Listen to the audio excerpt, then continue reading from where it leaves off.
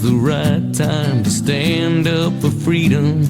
Could it be when you start to feel creating children who'll inherit the pain and the debt of this nation and be slaves to the banks that cause hyperinflation, who are masters of commerce, lies, and bad legislation? Whoa, if you looked in the eyes of 1,000 young children through fences of razors, their innocence stolen as the red flag of tyranny flies in the open, is that when you finally notice? Whoa, whoa, but I'm only a stranger here. I'm a long, long way from my home, and they say I can't change all the things I find strange, for what can one man do alone?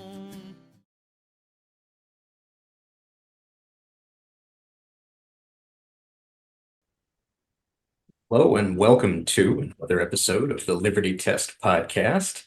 Tonight I'm joined by returning guests Bob Schuon, Rose Leatherman, and Blake Tarnoff. We're all libertarians here in New York. I am, of course, your host, Dan Castello. We're going to be looking tonight at the executive orders that President Trump has recently signed from a New York libertarian perspective. Now, the first one that jumped out at me was the creation of DOGE as an actual official government department. Anybody have any thoughts on DOGE, or did anybody else have a favorite executive order? Well, DOGE in theory is a good idea. If you can have a department that oversees government expenditures and can actually reduce some of them, yeah, I mean, again, the name sounds great. It sounds great in theory. Will it actually deliver is something that remains to be seen. Like what frequently happens with these agencies that are meant to oversee government spending, oftentimes they'll have their own connections or their own little business ventures where they'll want to cut funding from things that are directly impairing their ability to do business, but they'll want to keep funding for things that directly benefit them. For example, if somebody happens to be on DOGE and they're getting a lot of money in government subsidies, something tells me that they're not going to be particularly interested in ending those subsidies. So it'd be nice, but I won't pretend that I'm particularly hopeful about it. I think it's yet another redundant agency that is going to have paid employees. But yeah, I think we should be cutting agencies, not making new agencies to evaluate the expenditures of other agencies. That's my 2 cents. Is it more effective as a government agency than as an advisory body like it was before the executive order? Depends. As an advisory body, was it getting paid with taxpayer dollars or was it a volunteer position? Still, conflict of interest is still an issue with when a lot of the people on it are business owners, but at least they're not getting paid with taxpayer money if it's not an official government agency. They can cut what they claim they want to cut, something like $1 trillion. That would eliminate the deficit. Would it? Well, I have a question that's sort of related to this. Yeah. I know Vivek Ramaswamy just quit DOGE to run for governor of Ohio. Yeah, I don't see him winning that. Well, I don't know, but he, one thing he wanted to do as part of DOGE was dismantle the administrative state. Mm-hmm. Part of his platform when he was running for president was to shut down many administrative agencies. And he was up at PorcFest, and I saw him there, and I asked him a question. He had a semicircle of about 30, 40 people standing around asking questions. And I asked him, do you think that administrative agencies are unconstitutional? And if so, why are you only shutting down some of them? And also, how can you shut down? How can the president, he was running for president. How could you, as president, shut down an administrative agency? Administrative agencies are created by Congress by an enabling act. And then the president just populates the agency. So all you can do is depopulate it, can't kill it, and then the next president can just repopulate it again. And he answered both of those questions. He said that he does believe that administrative agencies are unconstitutional, but political reasons, he has to go with the transition and start attacking it at first, the unpopular ones. And he said there is a law. I wish I'd asked him for a cite to that law. I didn't think of it at the time. But he said there is a law that enables the president to shut down administrative agencies. So he would do that. So I guess what I'm proposing here is, I don't know how libertarian what our discussion was about whether DOGE should exist and all of that, but That's what I was hoping we would maybe discuss. a more libertarian issue. I'm not sure this is libertarian either, but a more libertarian issue is, are administrative agencies unconstitutional, or should they exist? I don't know if that's a libertarian question either, because these are all practical government questions. This is where the rubber meets the road. And if you think about the recent Chevron deference court ruling, that changes everything, because if Congress has to actually legislate each of the regulations that we have to follow, then it's an arguably more democratic process than if some bureaucrats take a vague directive from Congress and then they get to make whatever they want out of that. I mean, you could literally write regulations to take away all our rights under the old interpretation of administrative powers. I mean, look at New York. This has been the problem overall, is that the Congress has literally left itself out of the loop, and they basically just leave it to the executive branch, which is not the way this is supposed to work.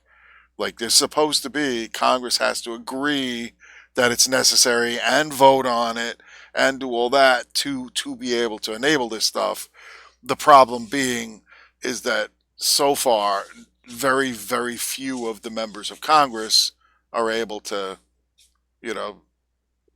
actually bring forward the gumption to argue against the president having the capability of doing it. Do you think that's what it is? Because I know they spend most of their time dialing for dollars. And I mean, when you listen to most of them talk, they don't sound like they're experts on anything, right? They're not. Well, they're experts on getting reelected. That's what they are. It's right. But doesn't it make sense that we should actually want to live in a technocracy, where experts who actually know what they're talking about get to make all the regulations? You mean and Congress, for democratic reasons. Yeah. The EPA was charging those people $32,000 a day because of the pond in their backyard. Like, this is the kind of stuff that goes on. It's just like, you would think so. Like, in a perfect world, you would hope that you could have somebody who understood what they were doing stuff. But in real life, what happens is these agencies take on a life of their own. Nobody wants to lose their job or have their job cut back. So they just grow and they grow and they grow. And then this is going to be the biggest problem with DOGE as well, is that hopefully initially it will actually try and cut some of this out of the federal government, but every agency is going to cry that that my job is the most important one and you can't cut that. Like, you know how it's going to happen. I know how it's going to happen. And they have we want a world where there aren't any of these layers of bureaucracy screwing with us perpetually. But what we actually have, and this is to your point, Blay, I don't know how libertarian it is, but the world we actually live in are different layers of bureaucrats fighting each other for funding and jurisdiction and relevance, right? Well, they don't have incentive. They don't have the proper incentive. Their job supposedly is to make sure drugs are safe and effective or whatever. But that's not how their incentive is set up. Their incentive is to just get money and power. So you want to know what they're experts at? They're experts at getting more power. at selling you on the idea that something they want to do is so wonderful that you should give them more power so that they can do it, or more money so that they can do it. That's their expertise, and, I mean, a business, their idea is to make money. Well, they can only make money by getting you to voluntarily give it to them. But They have to actually solve your problem, or at least make you think that you're getting value for what you're paying. Whereas right, with if you're not solving government, the if they problem, solve the problem with the budget they not have, giving what you money. happens to them? Right, so these guys, they just have the wrong incentive. So it's never going to work. I don't care how smart they are, how good they are. They have to be motivated, and only in the rarest of circumstances, I think, are government agencies motivated to do what they're tasked to do. Maybe NASA in the 60s, going to the moon. I think those people were motivated. They couldn't give a shit if they were getting paid. They couldn't care about their power. They didn't care about anything except they were all driven to get to the goddamn moon.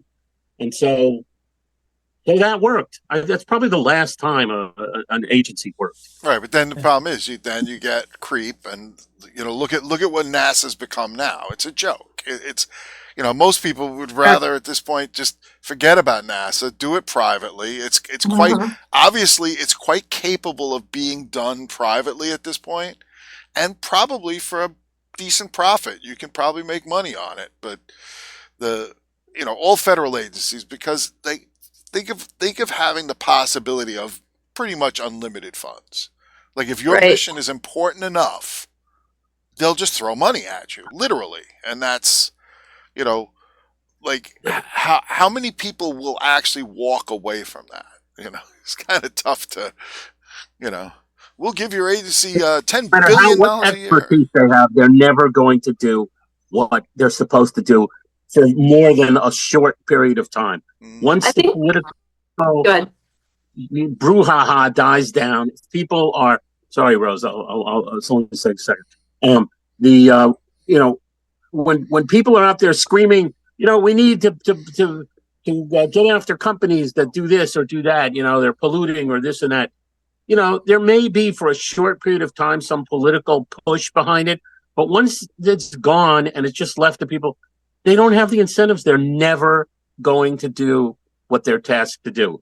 It's not going to happen. It's not in their interest. It's not in their incentive. Right. I think one of the most blatant examples of this are some of these agencies that have been created in various states to solve homelessness. Like, okay, they're supposed to be solving a problem that they claim, they're like, okay, we just need a $2 million budget and we can end the homelessness problem. However, once that's created, you have people whose jobs depend on there still being homeless people. So what happens? They do go out of their way to not solve the problem that they were appointed to solve.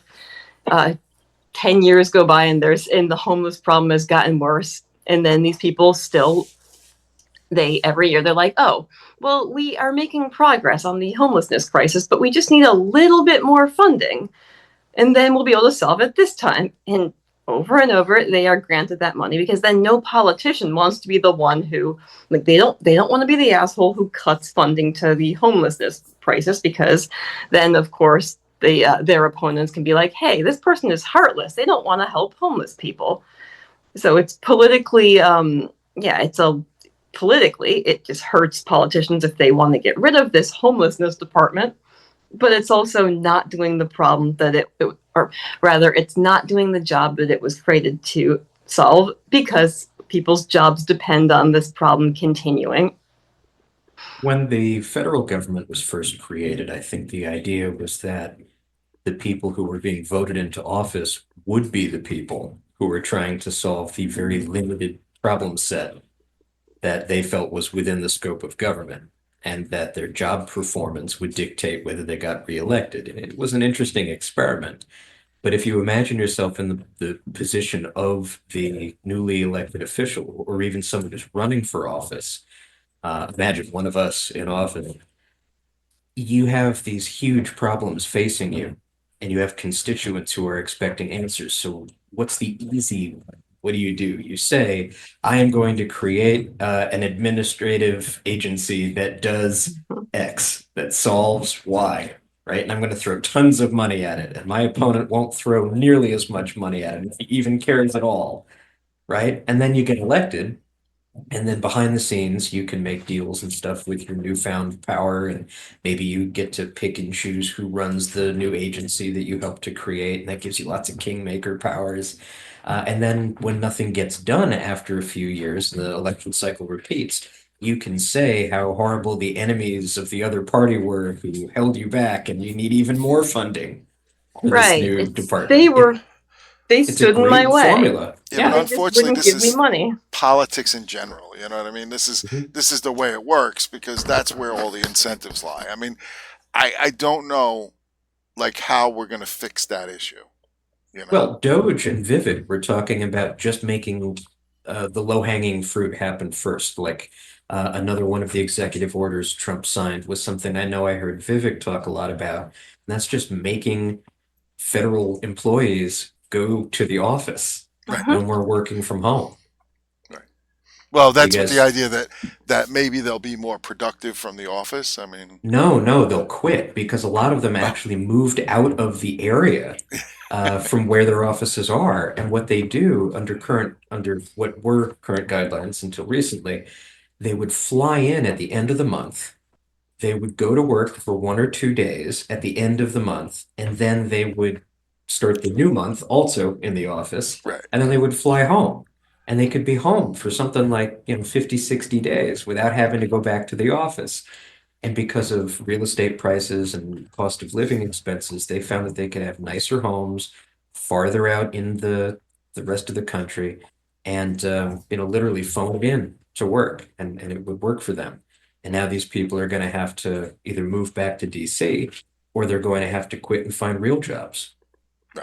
Gotta wonder how many of them are real employees. Like, if they all had to go into work every day, I suspect there would not be enough space in all of these buildings just to house all these employees. So they'd kind of be forced to start consolidating. That's a COVID era thing. And Uh-huh. it's been relatively recent that people could call into work. And I think that there's probably physically space.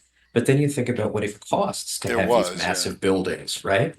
Normally, I would agree. Like with most private companies who actually have limited funds, I don't think they would just hire employees for that they don't need. However, like with government A lot of agencies that get businesses do. unlimited money and can complain about and go out of their way to deliberately spend as much as they can so they can demand a higher budget the next year, I think they would have incentive to just hire employees that they don't actually need. Like you hear about this all the time, like employees who are hired and then they have nothing to do for months on end and they sit at their computer just reading or browsing the internet or something. Like this does not really happen generally with private entities.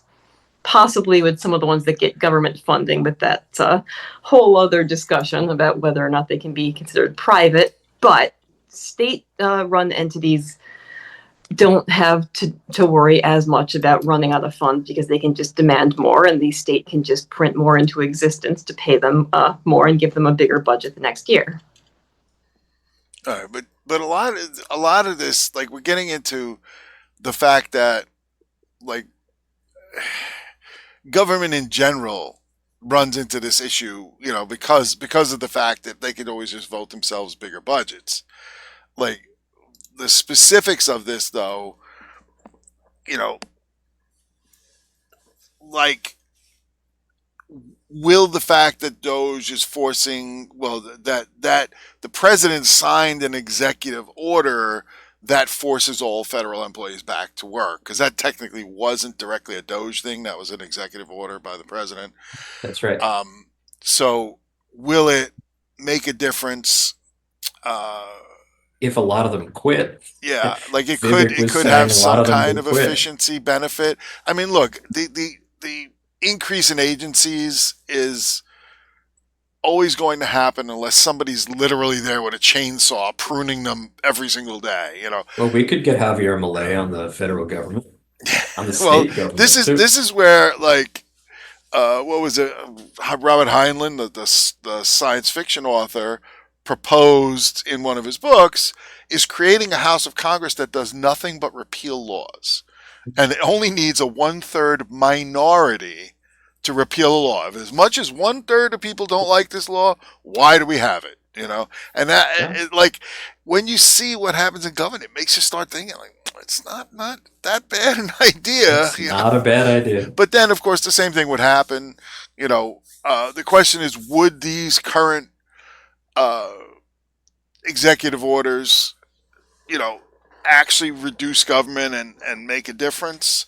Some of them probably. I mean, but we're in such a ridiculous situation now where one president was literally writing the executive orders on the way out the door, page after page after page after page, just trying to mess up the other president, which makes you wonder, like, aren't you literally working against the interests of the people at that point? Like, like how would you justify that as an executive? But then the other president is forced to put in the position of undoing everything that person did, and it's just Sounds a like, lot like Heinlein's 1/3.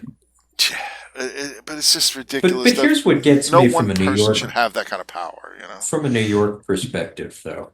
A lot of the things that they're trying to get rid of or reduce at the federal level, New York, of course, is diametrically opposed to that and will try and do as best they can at the state level. In some respects, they might prefer some things come from the federal level. But like, look at, Governor Hochul's constant affirmations of things like abortion rights. So from a libertarian perspective, I like the idea of nullification and lower levels of the federal system, basically saying, screw you, upper level, I'm not going to listen to you. But then there are problems in reverse when people's rights get violated at the lower level. And then we need people at the higher level to step in. Well, You know? but this was the whole point of states' rights and the separation of powers between the states and the federal government, because you do have one thing you can do if you're in a state that is doing things you don't like, you can leave. Whereas when it's the whole country, it's a lot harder to do. Like, the further away you get from the power, the better off you are. You know what I mean? Like the lower levels of government, you don't like what your town is doing, you can, at the very end, you can always go elsewhere. Okay. Well, the administrative state hates that, and that's one reason Yeah. why they try to do things like the World Health Organization and the Paris Climate Accords, both of which we've been withdrawn from thanks to President Trump. I support those I things think there are because good moves. We are a sovereign country. It's like nobody can tell us what's in our best interests. But what does it mean to be sovereign? From a libertarian perspective, each individual is sovereign, and theoretically, in a just society, we would have a legitimate contract that we sign with government service providers, not this situation that we live in Double-edged here. sword. I would say it's a double-edged sword, because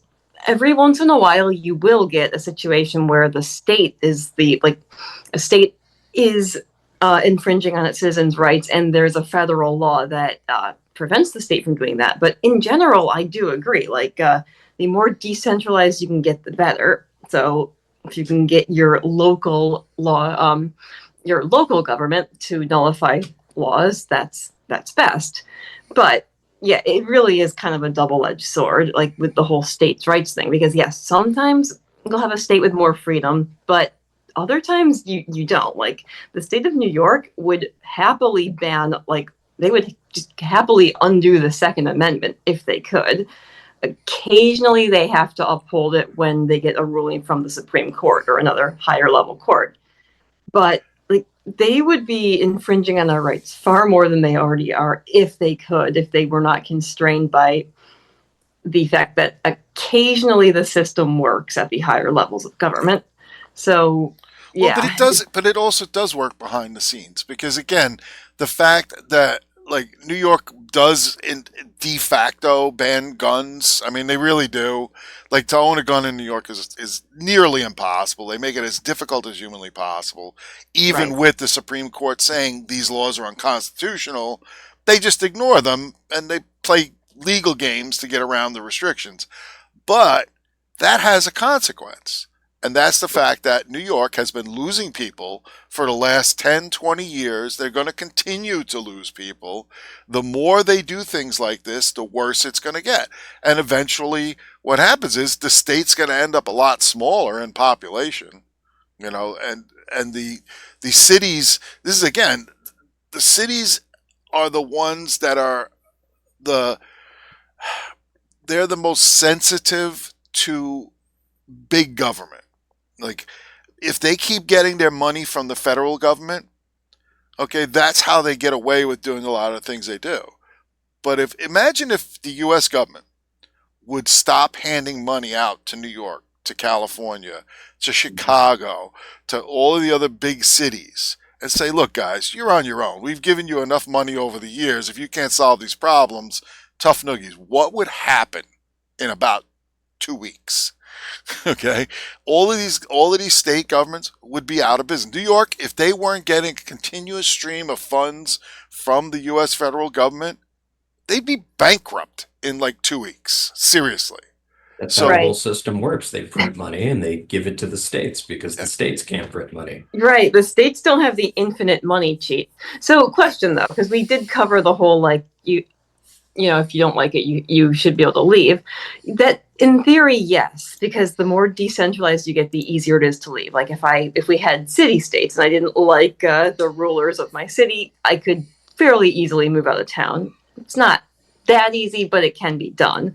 However, it's a whole state that gets where you have roots and you have family. Maybe you've got an ailing family member that you can't just leave, or it'd be a huge opportunity cost because you'd have to leave your job and rebuild your clientele starting over someplace else. Like, is it really reasonable? Like, for example, if you're living in mafia controlled territory and they're forcing you to pay protection money, is it really reasonable to tell someone, well, if you don't like it, you should just leave? Or is it reasonable to say, no, you should not be forced to pay this protection money and you should be able to fight back? Like, so I understand the argument, but of course, in real life, if you are hoping for the federal government to step in and save you, you're basically just hoping for an even bigger, stronger gang to save the day, and that's likely to backfire. That's They're likely to become just as oppressive, if not more. But that's the whole argument of the two-party system. Each party wants Big Daddy government to step in and impose their worldview on their adversaries, right? And so, I mean, there's a whole wing of thought in the Libertarian Party. We're tired of losing. Isn't it great to just get on board with, some president like Trump who has at least some libertarian adjacent impulses? Maybe. And wouldn't we all cheer tomorrow if he showed up with the military and said, Second Amendment rights applied as written in New York State right now, and while we're at it, you can keep your gas stoves? Yes. Yes, we would all cheer for that until it backfired and he did something that we didn't want him to do, which is how it always works. We love government when it's doing something that we want, but it hasn't been working for us. Our rights have been eaten away with each generation of terrible government stooges. Mm-hmm. And you have to keep in mind mechanism that, we can't empower government because, the next government might do something we don't like. It doesn't seem to work. That argument has had 200 and some odd years of testing, right? So what would we really say to that? Well, it's true though. Like, never grant your government powers that you wouldn't want. Like, if you would, but okay, you may like the current president or the current party, but would you want the next person to? Right. What was that, Blake? He said, never grant the government any powers that you wouldn't want your worst enemy to have. Right. Yeah. Because they will eventually. Yeah, which is what I was getting at. Yeah, right, let me try and drag this all back onto topic here. So let me go through some of these executive orders, right? I'll read them out, and then you guys could chime in and say good, bad, don't know, we'll see. Okay, so they have relative numbers. They actually have absolute numbers, and they start with like 14145.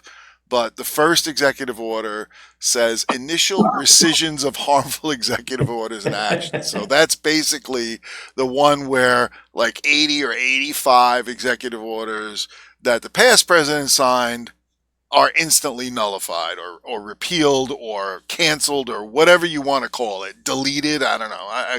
I don't know how it actually works legally. That's good. What's that, Blake? That's good. That's good. That one's good, right? Yeah. That one's good. You said which one is it, good or bad? Yeah. That's a good one. That's a good one. That's I think a good the one. less Maybe he should just walk into office, disband the entire government, mic drop, leave. Yeah, that's it. Well, if you could do that, that would be wonderful. That would be But okay, so that one we like because again, the more junk you get rid of out of the federal government, the better. So taking back all of those crazy executive, especially the ones that half the stuff that they sign that any president signs isn't constitutional because it requires an act of Congress. The Congress is the legislative branch, but the fact that he's pulling back all these prior executive orders, I would definitely go with yes, that's a good thing. All right. Second one, restoring freedom of speech and ending federal censorship. So that one was all federal agencies are prohibited from trying to influence social media specifically, but I'm sure other things. Yes, it's like it should be covered. It's ironic because like Wikipedia says, well, that's already covered by the First Amendment, but that didn't work. That didn't work a year ago. Well, if you look at our New York platform, when we were putting this together, trying to figure out, government often presents itself as espousing the very same principles that we espouse. That's why people vote for them, right? But then this issue with free speech really, I think, red-pilled a lot of people, showed them how government circumvents these principles. So government puts pressure behind the scenes on banks to debank businesses and then control the actions of those businesses. And we could get into a whole separate thing. Maybe this would be a good podcast for another day, with Elizabeth Warren and Operation Choke Point and Choke Point 2.0, which is the government fascistically controlling the banking system. But in this particular context of this particular executive order, it has to do with the government using third parties in order to enforce something that the government itself is constitutionally obligated not to do. So absolutely, this is a good thing. See, now, that Donald it makes you Trump has wonder, done. though, because technically then that is operating against your constitutional oath. Because every single person that's elected, and I believe most of the appointed ones too, take an oath saying that you will support and defend the Constitution of the United States. So how the heck are they getting away with going around like you could argue that they're violating their oath of office, Well, it'll be awfully hard to prove any of this when the outgoing president can issue pardons. Because exigent circumstances, okay? Yeah, we support free speech, but that doesn't include hate speech, or that doesn't include dangerous disinformation, or it doesn't include information controlled by a foreign adversary trying to influence the outcome of our elections. Don't you know they hacked our election? So, this is the thing. It's always under the exception. Well, we can't, it's a fire in a crowded theater. Yeah, okay. Which even that isn't actually what people think it is. Wasn't that right? case? That was the precedent that thankfully was rescinded later on. That was used to imprison anti-war activists, and it was dangerous misinformation. And then I think it was one of the people arguing in favor of the ruling that argued that he used the fire in a crowded theater right, the analogy, which is in suspect. actuality it's a private property issue. Yes, you'd have the right to, first of all, boot someone who's causing a disruption in your theater, and you'd also have the right to sue them for damages if they caused panic. Well, they use the whole people could get hurt argument. Right, yeah. In which case the person shouting fire would be liable for their medical bills. Yeah. But that's the thing. If the state controls the monetary system and you're not free to just create your own money or create your own banking system, it's not a matter of free speech if the bank then decides that they're going to debank someone, because it's not like you can just take your business elsewhere. And it's also just completely unrealistic to think that they were not under pressure from the state to debank someone when they're only, as Rothbard would put it, private in the most ironic sense of the word. Yep. All right, moving on to This next one I really like. The next one is interesting because I don't know that much about it, because it's like it's a broad statement. So it's ending the weaponization of the federal government. Now, that can mean a lot of things. What they mean is the legal weaponization by using the law against particular candidates. But that's one that it seems like the wording is going to be very important, like how it's written. I mean, there are precedents. Like you said, the one of the things that people got so angry about is that there are precedents in this country for actions of politicians. And the guy who shot, was it Aaron Burr? The one that shot, who was it? I'm sorry, I can't. Alexander Hamilton. Alexander Hamilton. Okay. He then, as far as I recall, tried to set up his own country in the United States, inside the United States borders, which is technically treason. And the Supreme Court declined to prosecute him because they understood the issue is that if you start going after politicians, where does it end? So they kind of brushed the whole thing under the rug back in the day because they didn't want to use the power of the government against other politicians, which was then now has been broken by the left, in trying to use the power of government to stop a candidate. Now they've failed at that for the most part. So it's going to be interesting because is there going to be backlash on this? I think this is the one that actually gives Tulsi Gabbard authority to investigate the intelligence agencies. Okay. So reading through at least what Wikipedia has to say on it, it sets forth a process to ensure accountability for the previous administration's weaponization of the federal government against the American people. So it's more than just against politicians, although I'm sure that's what they'll care about most. Donald Trump loves himself. But it sounds like he wants to actually punish, or at least threaten to punish, those individuals and agencies which have engaged in what he calls the weaponization of the federal government. So if you look at Section 3B, he empowers the Director of National Intelligence to take appropriate action to review the activities of the intelligence community over the last 4 years and identify any instances where the community's conduct appears to have been contrary to the purposes and policies of this order and prepare a report to be submitted to the president. So that could be very interesting when you realize what they're talking about here. This is the deep state. So, like, if the IRS is being instructed to only go after organizations where they know that the members or the founder has a particular political views or something. Yeah, I mean, this actually did happen at least this once. This is the FBI. This is the CIA. Yeah. They're talking about the intelligence agencies. Although I think in the rest of the order, he's also getting at like the IRS and any agency that has the power to become weaponized. Mm-hmm. Which is pretty much all of them, really.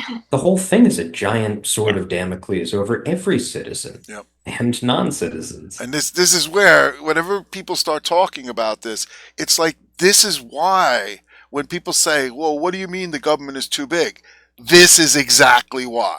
When the government has this kind of power over you, that they can throw you in prison on a trumped up pretext because of your political affiliation or believed political affiliation, the government has too much power. It's just the bottom line here, and the problem is switching sides doesn't help, Well, even the people who think that with Trump's election, we've lost all our rights and our democracy is destroyed, you would think that they would accept what you just said, Bob. At this point, do you think the government has too much power since it can go after you like that? And they'll just be like, no, we just want the power back. And it's like, no, that's not really how this works, Right. We need the right people to have that power. People who we know are not going to abuse it. The People right- fall for this time after the time right after people. time. I mean, The not left people. even as it turns out, not even libertarians are completely immune to this. Of course not. I mean, everybody likes to feel that they can have their own little bit of power, and I like, you know, If you Or the- put me in charge of the country, I would conquer the world in self-defense. yeah, that's it. Yes. See? All right, I So- think we've beaten that horse to death a little bit. Number 4, putting America first in international environmental agreements. You know what? I'm all in favor of this because, look, we are already one of the most efficient countries in terms of pollution, in terms of, protection of the environment. Okay. It's gotten to the point where either you can't do business in this country, because of agreements that other countries just don't follow. China is the perfect example here.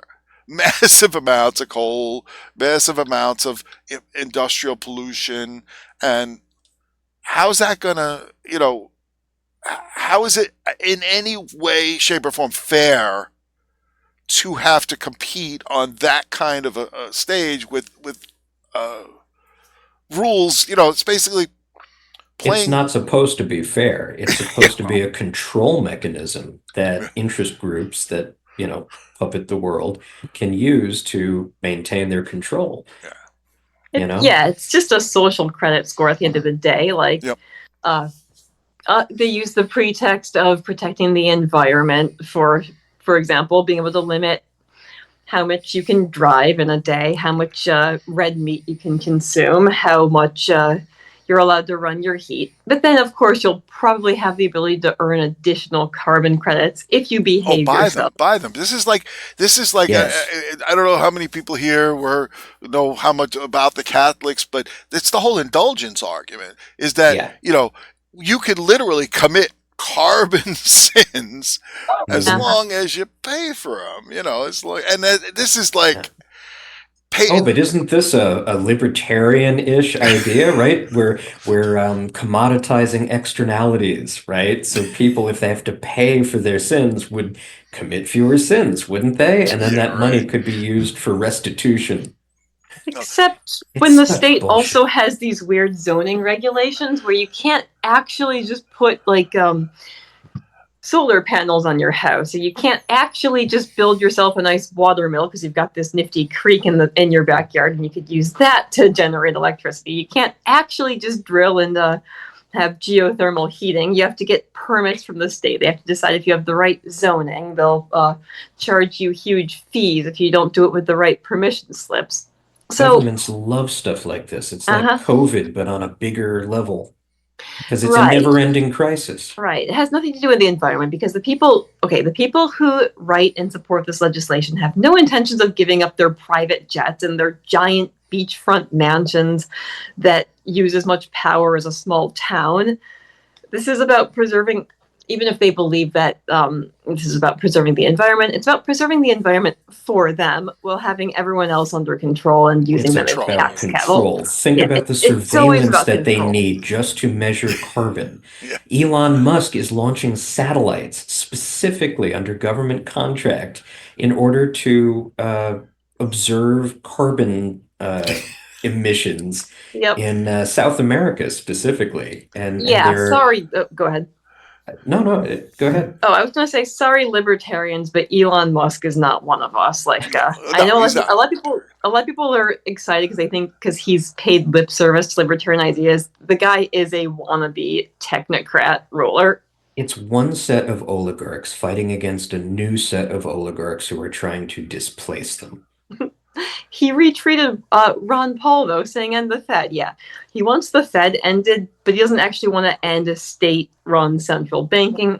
He wants a new monetary system, probably some kind of digital currency that he has They more already of launched that. You can yeah. pay on X now. Uh-huh. Oh, He really? wants, he wants a new central banking system that he has a hand in, that he has control over.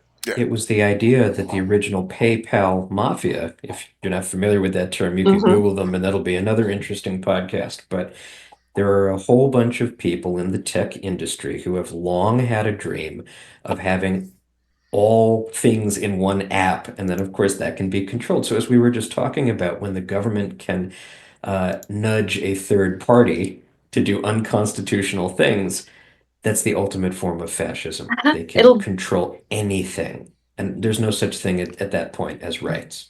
Yeah, it'll be a or it'll be a private company, bro. Okay, they can set whatever rules they want. It's not the government that's violating your right to free speech. Yeah, exactly. It'll just be one step removed from the state, so that the state can say that you're not technically having your rights violated because a private company did it.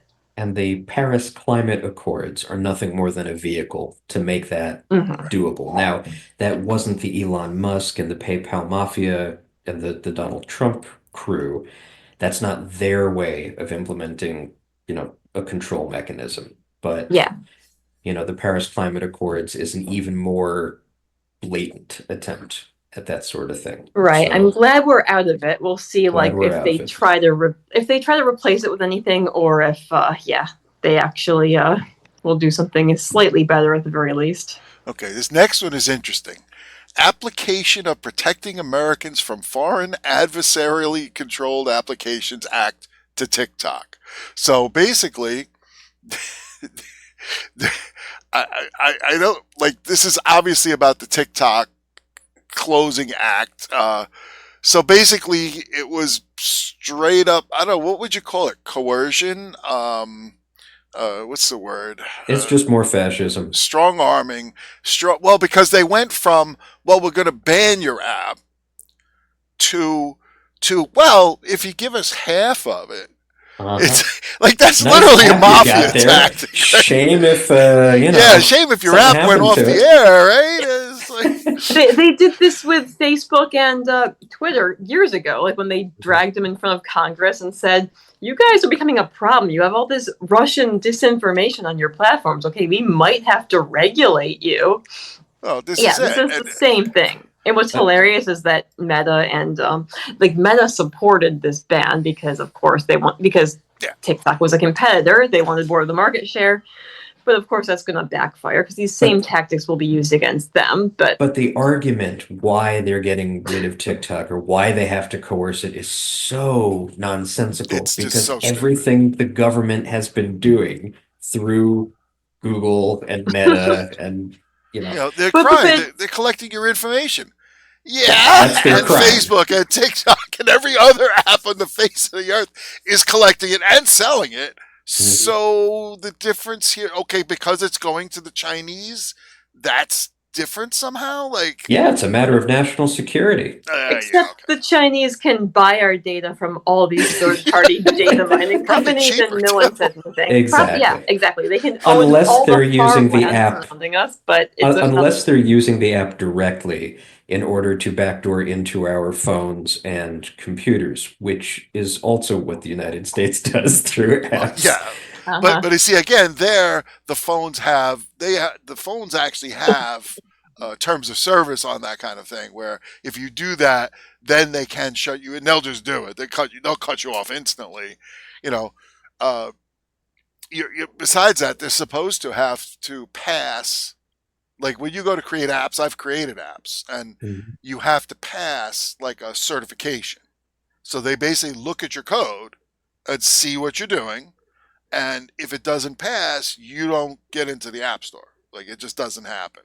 Now you could bypass that somewhat on Android apps because you can basically manually load an app if you want to, and that's on you, because again, you're bypassing the store. But you don't like with Apple, it's almost impossible. Like it's very, very difficult to bypass their app store because it's built into the phone. Well, here's a question, because as Rose was talking about before, being able to vote with your feet, as hard as it is to vote with your feet physically, like moving your home, your job, and everything, you'd think it would be a lot easier to switch, say, operating systems or to leave the Apple world and go to Android or Yeah. maybe Graphene or something, much more private. And yet, most people, once they are in a walled garden, they stay there. And that's how even private entities Well, like that's Apple can partly take hardware advantage. issues too, because it's again they're built differently, and they tried the Graphene OS. The problem is the guy that ran that was a little, you know, he was kind of out there. And this is the problem with any kind of private thing like that, where first of all, it's very difficult. You have to build it for the specific hardware you're trying to run it on and all that. But yeah, it's difficult because again, they have all the advantages. If you use our system, you get the app store, you get all the stuff. We curate it all for you. We do all this work. So it's Well, like, this is an argument for government, as much as I hate to admit it, because if private companies, as we admit they would, even in a anarchist utopia, they would create these walled gardens. I mean, there may be some things that we just want to mandate them not to be able to do, right? well, Except, the one thing we should be able to mandate is transparency. Blay that- has feelings about this. Blay, you haven't spoken up in a while. I want to hear you. I'll just, I don't, can you hear me? Yep. I can hear you. Yeah. Uh, if a company wants to wall off their product, there's a trade-off there for them, and I don't think it's any kind of legitimate authority for the government or anybody else to come along and say we're going to use force against you to prevent you from doing that. I don't see how you can justify that in a libertarian So paradigm. then executive orders pertaining to specific software, yay or nay? Yeah, in general, No. no. I mean, if people No, want to but I use mean, TikTok, fine. when you're talking about China taking advantage of people, now this will go, a war thing. Like, I mean, do you think China should be allowed? Do you think would it be libertarian to physically prevent China from buying land near near military bases and monitoring? I mean, if people are trying to, Right. if you can make a good case that there are people who are dangerous and trying to kill you, I would think you should be able to, as a matter of self-defense, take some steps against people who are credibly trying to kill you. I mean, you have a right to defend yourself. Does that mean you have a right to limit someone else's free speech in self-defense?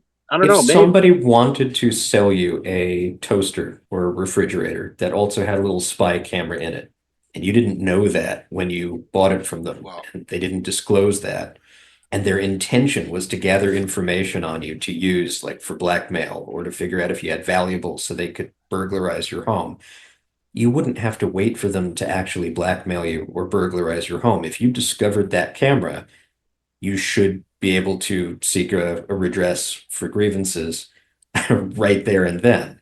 And if you found out that they were manufacturing, appliances with that purpose, you should be able to reach out and stop them from doing that because they can only be used maliciously. Well, this is So why to I your say point- transparency is that they should be forced to at that point to be transparent. You can't do, if people want to sign away their privacy, we may think it's a bad decision, but it's their decision to make. However, So we should be when going after. they do things that they don't tell you about or try So to we should be hide them. going after TikTok, but on contract issues. That is what you're saying. right. Right. For example, Like they're that's violating a a contract. contractual violation. They're telling you. They're offering you something that is apparently something innocuous, and then they're actually doing something else that wasn't part of the agreement. Right. So you could which put it up president's order is the more libertarian one? The one that's putting the mafia touch on TikTok, or the one that's saying, no, we are going to give them more time to sell? Yeah, but both of them are bad. I mean, both Yeah, of them they're are. both bad. You're going after. See, this is the problem because the argument is it's not a private company; it is de facto the Chinese government. Which it's like it's one of those issues that like how do you reconcile it? And Well, is Meta a private company? Is Google? No, Right? I mean, they well, are, but they technically they're owned aren't. by Americans. See, that's the biggest difference between TikTok and Meta and X. Look at X. Okay, now that Elon Musk is attached as part of the government, does that make X part of the federal government? I mean, It always was. Okay, but you'd have like heads of state from multiple countries owning a stake in Twitter, now known as X. Okay, when heads of state own sufficient shares of a platform, is it really the free market? I would argue no. And beyond that, like, if Meta is getting huge amounts of money in government subsidies, but they're like, these come with strings attached, like they have to abide by certain terms to keep that money coming, and it's also not the free market. Like, it's not okay. Yeah, technically they have not fully outlawed their competition yet, so you can still in theory leave Facebook and go someplace else for the time being, at least. However, like, they have an advantage over other countries, though. Like, over other social media platforms. Like, they have features that they're able to get because they have all this nice government funding, whereas other platforms have to build themselves from the ground up. And then they also have a much higher likelihood of having the state and its regulatory apparatus weaponized against them, for example, by declaring them to be controlled by a foreign hostile government and outlawing them. This is basically the economic definition of fascism. I Yeah, keep coming exactly. back to that. Right. When the government can control what private industries do, and it acts through them in order to do immoral things, or even moral things, it's wrong. It's unlibertarian. I mean, it actually gets into the harm reduction argument. Like, for example, if the state has already created a situation where a couple social media platforms, which basically have become the commons now, like, they were able to grow as big as they are and as monopolistic as they are because they had funding from the state, and because the state's regulations made it difficult to open your own competing social media platform. Is it right that they also step in and say, hey, you can't censor people? Like, this is just the state solving problems created by the state. Like, okay, ideally the state would just be removed entirely. However, if that can't happen, is it better that the state at least corrects problems that were already created by the state? Like, that's complicated, because on the one hand, you do worry that, okay, any new regulations are just going to grow the government even more. But on the other hand, like, okay, it's the government already broke your leg. Isn't it only right that they at least offer you a crutch? Oh, that's funny. Harry Brown. All right. Let's go on. Let's see if we can shoot through a few more of these. Well, the World Health Organization is number 6, and I would give the same answer to that I did with the Paris Climate Accords. Out.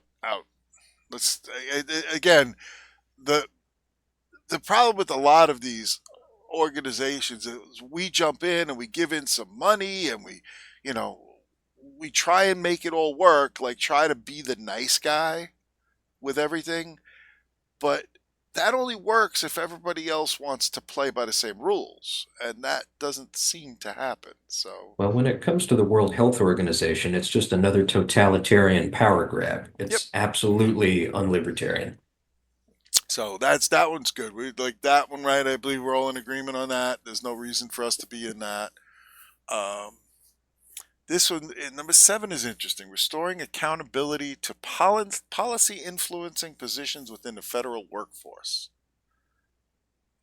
I'm not sure what they mean by that. Well, they say accountability is essential for all federal employees, but it's especially important for those who are in policy influencing positions.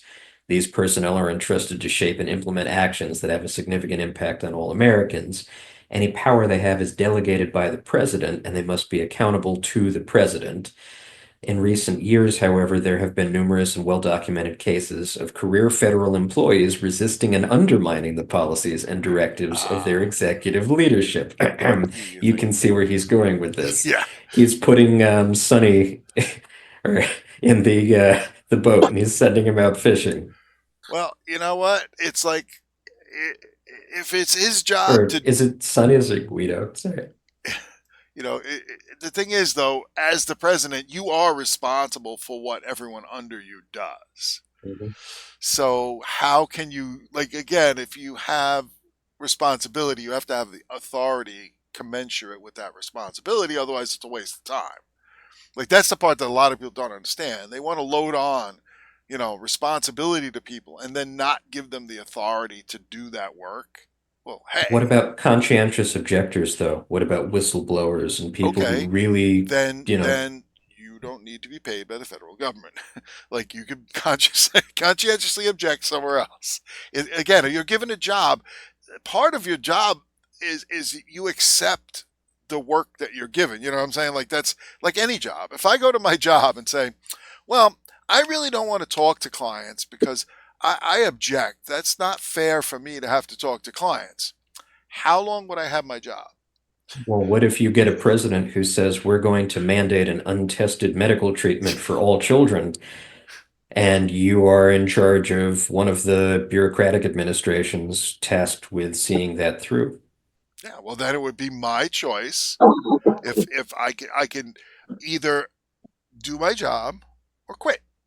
Okay, And if you quit, then the person who that replaces you is doesn't. going But to see, see that's that I through. can't. Whereas if you stay there, you could See, slow that's walk not on it, me. you could sabotage it. No, that to me is just a cop out because, again, working to undermine. If you want to go public and say this is happening and I object to it, that's it has integrity.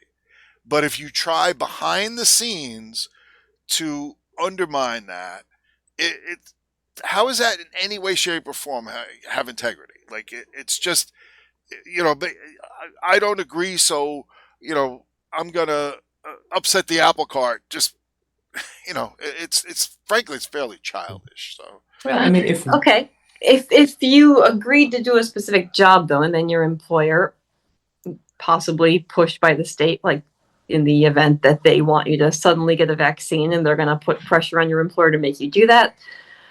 I mean, that's a contractual violation. Those are not the terms of the employment right, but then contract you that would you approach it agreed as to. such. Approach it that way, okay? And say, I did not agree to this when you hired me. Now you're changing the rules midstream, and it's violating the contract we have. The problem is that in most circumstances, that contractual violation, the company will say, well, then you can no longer work here. You know what I mean? That's the way it works. You can object, and in federal stuff especially, you can bring it to the attention of hopefully people that will listen to you. and then And you have to go live in Russia. well, But yes, that's all and in the separate issue. meantime, you can't pay your bills. You Yeah, can't make a living that's otherwise not. because the state has paywalled all ability to make money on the side. You have to get a permit in New York State to walk someone else's dog in exchange for. Unrelated. Like I said, that's I'm just saying the systemic coercion your is. job is again, when you signed up to do something, you signed up to do X job. Okay, all of a sudden, deciding that you don't want to do that and you want to work against against the company, the agency, whatever you want to call it.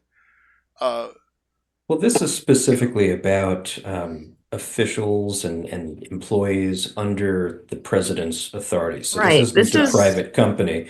These are people working, Yeah, but the for the analogy still president. works. I mean, what happens though if you Don't sign be up to talking work about for a changing the company and job you find requirements. out they're doing something really unethical? Like you sign up to work for a pharmaceutical company and then like you're going through computer records and you find evidence that they're testing their products on then you always have involuntary. the option to go public. So hold That's on what I'm here, saying, because like- this is not an interesting philosophical debate if we're talking about extreme cases. If something is horribly egregious, like you find out, your CEO is keeping children in his basement, right? Well, Then you call the obviously police. you call the police, right? You go public, you quit, you make a big stink out of it. Right. That's But I don't easy. think it's as simple It- as just saying that, okay, you signed up to do the job, now do it. Like there may be information that comes out. There may be things that change that you did not initially agree to. So Well, hold on, because that's the other end of the spectrum. Bob's coming at it from the perspective of maybe how an employer might view things, where you hire someone to do a job and then some sort of gray area comes along. Or they're like, you know what, I just don't feel like doing this anymore for whatever reason, that's also a clear-cut case. Obviously, the employee in that case is in the wrong.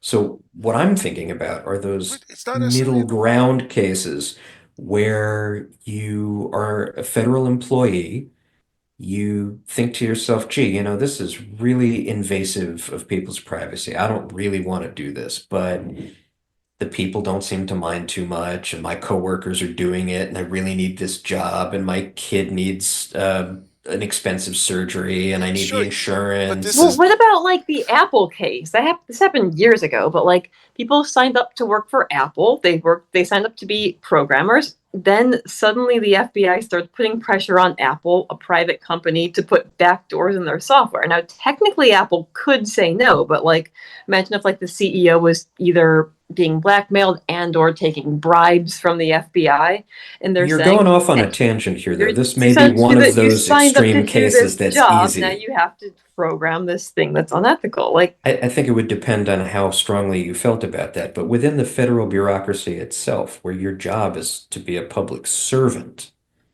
it's not a private company. And there isn't even necessarily any coercion here. You signed up to be a Border Patrol agent or a TSA agent or an EPA inspector. well, in that case, you should sign up just to be a saboteur, but because it's the state. But I guess that depends on if you're a minarchist or an anarchist. If all the principled libertarians quit, then the only people doing those jobs will be the goose-stepping morons who are perfectly willing to trample everybody's rights. And over time, Yeah, the culture within these agencies will grow increasingly more yeah. totalitarian Don't we because does want them to anyway. defect, though? what? Yeah, wouldn't we want them to defect? Well, I'm just saying that there is an argument to be made for principled people to throw sand in the gears. And this particular executive order, which seems very reasonable, especially given how Trump has been treated by the deep state, it does open some uncomfortable questions from a libertarian perspective.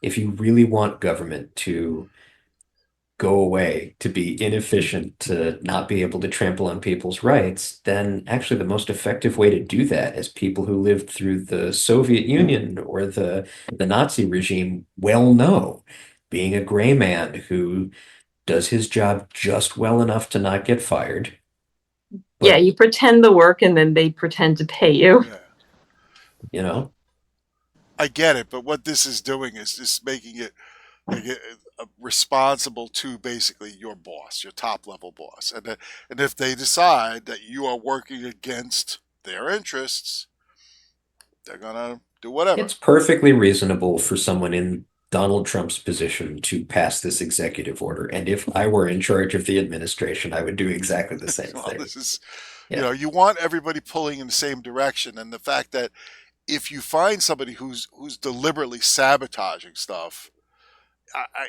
it's It we can wouldn't be an argue it all issue in you a want, private right? organization Yeah, it's freedom of know, association, really. Yeah. If the state were just removed from the equation, it would be an obvious answer. And the obvious answer is freedom of association, as with everything.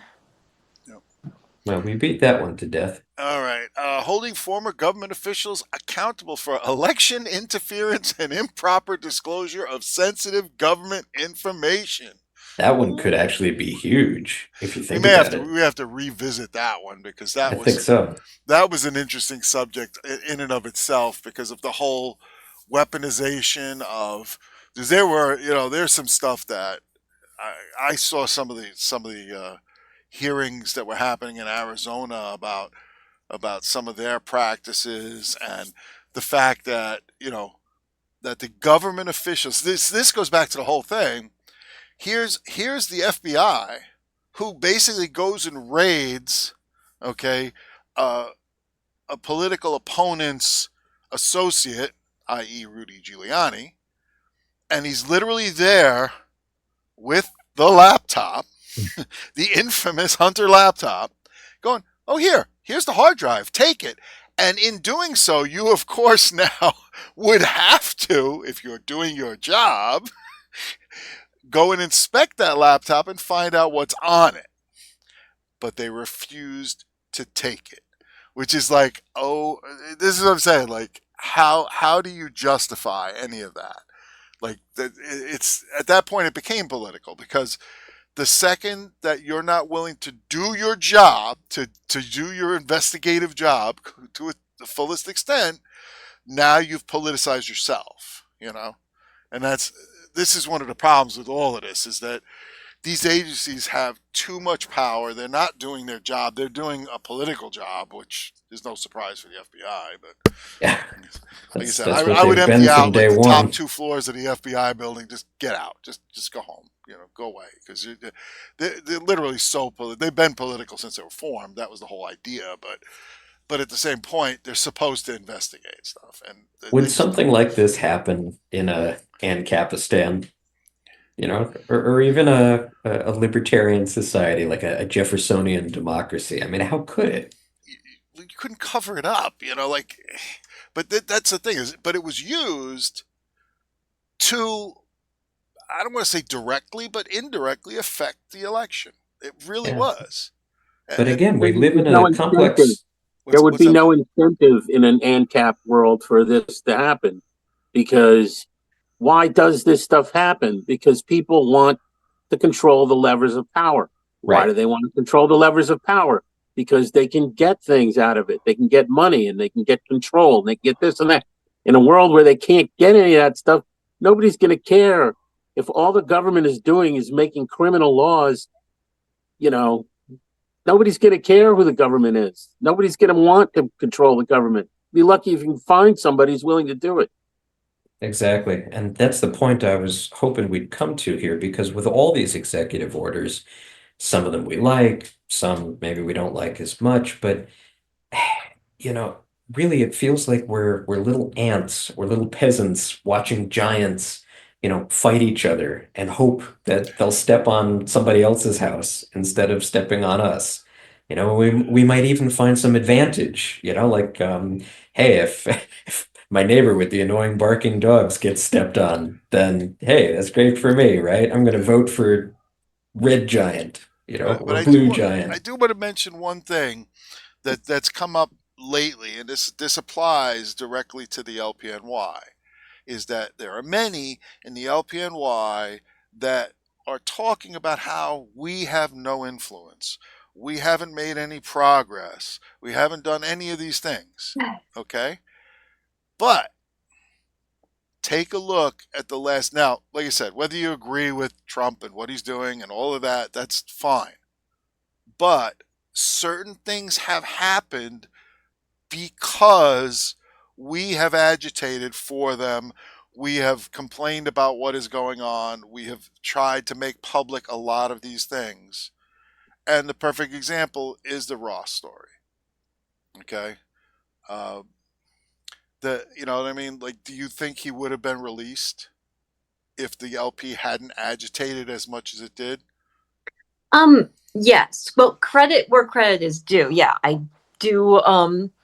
Yeah, like I credit Angela for making it a central point of focus for like at the convention. Even people like me who are against the Trump invite, I'm prepared to eat those words if bringing him there was able to get it front and center and get it on Trump's mind.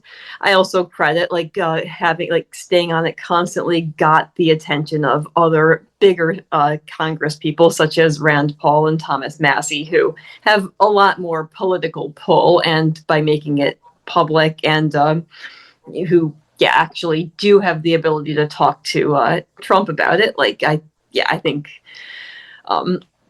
I think that this was a multi-year effort that had tons of people behind it. But yeah, I do credit any organization, including the Libertarian Party, who could help keep it in the news and getting attention and on politicians' radar, and thinking, hey, this is a significant voting block, and they're all saying they want this thing. So if I write a letter to the president who can pardon this guy, I will probably get reelected by these voters. I heard the vice president was also very big on pushing this. That this was a big issue for him, and you know, It's an imperfect system, and if anyone who actually has power and influence can be made aware of an issue, and find incentives to act on that issue, then yeah, it's a good thing to take those steps. But I'm I just saying, think like, that I disagree with those who try to claim that we are that powerless, because that's not the case. Just no, bringing light to some of these issues makes a mhm. difference. It makes a huge difference. It's Yes, why we're having doing a some amount of podcast. pull. I mean, yet another libertarian Hey, podcast, why right? Big not? You deal, know what? right? But we do But what we we can.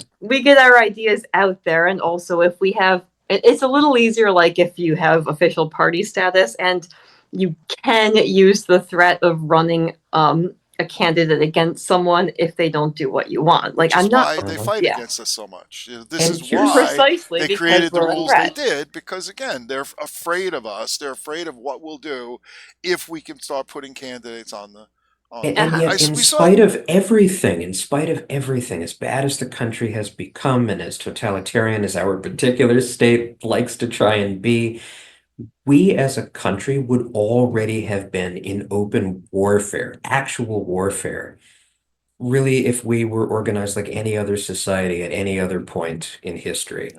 There is still enough of a vestige of the democratic republic that we started as, that at least there are certain social norms that are still being followed, like the idea of the transfer of power and the ballot box. Even if the rhetoric and even if the back scenes activity is getting outright fall of Rome level dramatic, what we can still do because we live in this country at this time and not anywhere else is to talk and to get ideas out there and to influence people because holy shit, it actually still does work. Not as well as we'd like, not as quickly as we'd like. I'm sure people like Ross know all too well, but if we can accomplish anything, then maybe we have a moral obligation to try. Yeah, yeah. By the way, I would like to say before we wrap everything up, sorry everyone tonight for the technical glitches. Things were happening, and we actually disconnected from the stream for a minute or so. That was due to probably either the cold weather or, the whichever cable provider happens to be doing the job or not doing their job. It's all right. We had dog alarms going off here, so So So wait, do you have your computer outdoors or something? no. It's just that we were having a lot of problems with the feed. The Right. feed was giving Well, us. hopefully, So if you hopefully we can can't, publish this one. well, if you We can't, spent like 2 hours on it. if it's too much trouble on Rumble, just go to the LPNY YouTube channel. That will have a recorded version of this without all the glitches and jumps and everything else that might have showed up. I don't know about you guys, I'd like to go, so we're up to number 9 on the list of a lot. I think it's 28 as of right now. So I'd like to revisit this, and maybe if we could do a little bit, we'll have to figure out a time to do our next one, but maybe do it quickly. Right. Yeah. I'm actually used to being parts of streams that require like 5 episodes just to get through a topic because people had lots to say on it. So Maybe we yeah, could move on to multi-part streams episode are pretty common. well, is there any other particular executive order that jumped out at you guys that we could cover before we go tonight? I mean, there's so many of each one needs like I know, right? it's so like we do another hour on pretty much every one of these. I was thinking Yeah. just the borders issue Yeah. would be Oh, worth talking yeah. about Would because take an in New York, That's most a of whole our episode. state falls under the 100-mile zone Yeah. where your rights can be infringed. Which, by That's the way, a the whole Supreme episode, Court, I think. the Supreme Court The is release of the absolutely J6 wrong. people. Okay, what's that? What's that, Blake? Release of the J6 people, or did we Right, We haven't didn't even cover touched that on yet that yet. either. Oh Yeah. yeah, that's worth talking about, I think, too. Yeah. So we definitely have some more on this topic to come. There's so many things about it that, like, I'm just looking at these and I can see already there's a whole And pile of them. given how quickly Donald Trump seems to generate news and how many decades seem to happen in years these days, I'm sure we'll have more to talk about. Yep. But we'll wrap it up for tonight and give everybody a chance to digest some of the important libertarian stuff we've laid down tonight. We'll see you all next time. Where will you be when the order is given to censor your mind, as free speech is forbidden, as martyrs for peace from the world will be driven away by the sound of a bellowing thunder, and choke on the blood of a dream going under. As arrogant men tear up our Constitution, and from every direction we cry revolution, standing together and without permission, soldiers for truth in the war of attrition, the love of our country as our ammunition.